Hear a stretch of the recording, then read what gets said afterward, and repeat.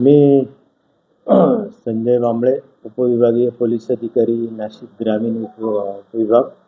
तसेच माझे सहकारी वाडीवाडी पोलीस स्टेशनचे प्रभारी महाजन साहेब.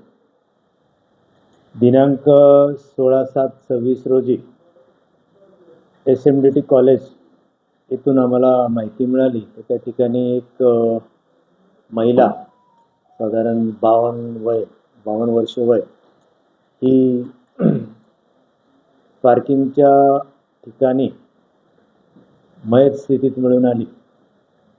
त्यांनी हॉस्पिटलला नेऊन तिला चेक केलं आणि तिच्याकडे जे हे होतं पर्स, चेक केलं असता आधार कार्ड मिळालं. आधार कार्डमध्ये काही तिचं नाव समजलं आणि तिचं नाव संगीता चंदन शिवे असं मिळालं. राहणार ती आंबिवलीची होती. त्याच्यावरून नंतर मग ते आम्हाला कळवलं. आम्ही त्या ठिकाणी बॉडीचा पंचनामा करून ताब्यात घेऊन पुढची कारवाई सुरू केली. त्या दरम्यान आम्हाला तिचे नातेवाईक भाऊ रवींद्र चंदन शिवे, राहणार कल्याण, यांची माहिती मिळाली. त्यांना कॉन्टॅक्ट केला, त्यांना बोलवलं. त्यांनी बहीण असल्याचं ओळखलं. त्यांच्याकडून तिचा मोबाईल नंबर प्राप्त केला आणि मग मोबाईल नंबरवरून लास्ट कॉल डिटेल जे झालेले होते त्याच्यावरून आम्ही नाशिक येथून एक जाधव नावाचं इसमास ताब्यात घेतलं आणि त्याच्याकडे चौकशी केली असता जाधवने पूर्ण गुन्ह्याची स्टोरी सांगितली. जाधवकडून आम्हाला इतर जे आरोपी आहे, दिगंबर आव्हाड, तुषार रत्नपारखी तसेच विनोद पांडे यांची नावं निष्पन्न झाले. नंतर मग ठाणा शहर पोलिसांनी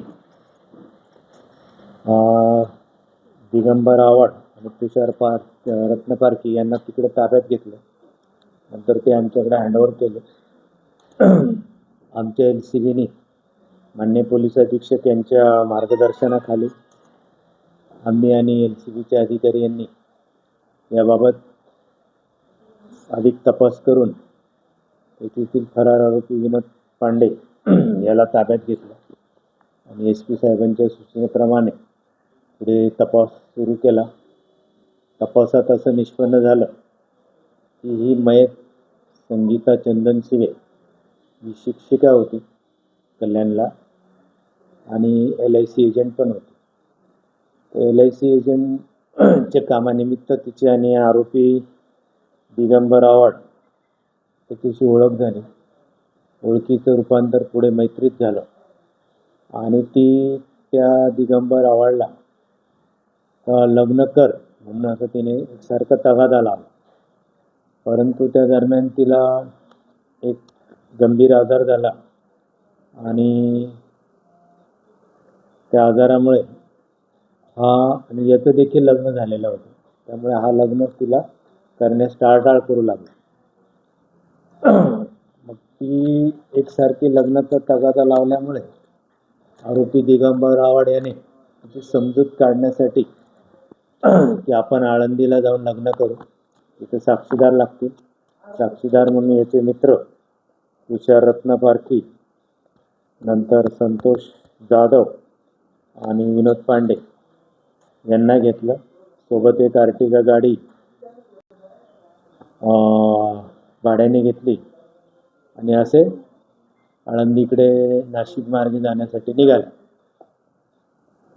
तर सिन्नर MIDC मध्ये एका साध्या हॉटेलमध्ये त्यांनी काहीतरी नाश्ता केला आणि तिथे दिगंबर आव्हाड विचार बदलला की आपण लग्न नंतर करू, काही दिवस थांब, विचार विनिमय करू असं म्हणून परत ते कल्याणकडे जाण्यासाठी नाशिक मार्गे निघाले.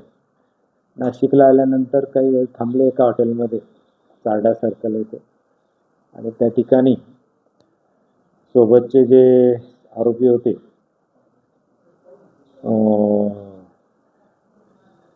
विनोद पांडे आणि संतोष जाधव यांना उतरून दिले आणि तिथून दिगंबर आव्हाड, ती महिला संगीता चंदनशिवे आणि चालक तुषार रत्नपारखी असे शॉर्टकट रस्त्याने SMDT कॉलेज मार्गे ठाण्याकडे जायला निघाले. त्या दरम्यान याच्या मनात होतं की आता ही सारखं मागे लागलेली आहे आणि हिचं काहीतरी केलंच पाहिजे फायनल. त्या दृष्टीने त्याने SMDT कॉलेजच्या गाड्यांच्या पार्किंगमध्ये गाडी थांबवली. 15 तारखेला रात्री 9 वाजेच्या दरम्यान ड्रायव्हर जर होता तो प्रत्यक्षदर्शी साक्षीदार राहू नये म्हणून त्याला जबरदस्तीने चहा पिऊ नये म्हणून बाहेर पाठवून दिला. त्या दरम्यान गाडीच्या खाली उतरून संगीता चंदनशिवे आणि दिगंबर आव्हाड यांच्यात लग्नाच्या कारणाने वाद झाले. किरकोळ हाताने याने तिला मारलं आणि ती जास्तच ॲग्रेसिव्ह झाल्यानंतर रुमालासारख्या कपड्याने तिचं तोंड दाबून तिथे तिचा खून केला आणि नंतर या ड्रायव्हरला फोन करून आपल्याला अर्जंट जायचं म्हणून कल्याणकडे निघाले. त्या दरम्यान ड्रायव्हरने विचारलं की संगीता जाधव कुठे आहे, तर त्याने सांगितलं की ती आजारी हॉस्पिटलला गेलेली आहे, ती नंतर येईल. तर या दरम्यान अजून तपास सुरू आहे.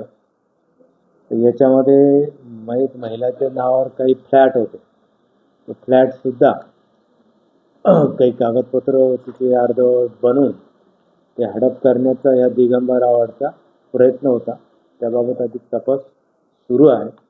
इतर आरोपी आणि दिगंबर आव्हाड यांचं आपसात कसं संगनमत होतं याचा देखील तपास सुरू आहे. तर याप्रमाणे आम्ही अनडिटेक्ट मर्डर डिटेक्ट केलेला आहे. त्यामध्ये आम्हाला आमच्या माननीय SP साहेबांचं मोलाचं मार्गदर्शन, आमचे सहकारी अधिकारी स्टाफ यांनी चांगलं सहकार्य केलं. तसेच महिलाच्या नातेवाईकांनी देखील सहकार्य केलेलं आहे. आतापर्यंत किती आरोपींना अटक केली, अजून किती आरोपी बाकी? आतापर्यंत आम्ही एकूण 4 आरोपी अटक केलेले आहे आणि तपासात भविष्यात निष्पन्न झाले, तपास चालू आहे, त्याप्रमाणे आम्ही पुढे जर आरोपी मिळाले तर ते अटक करणार आहोत.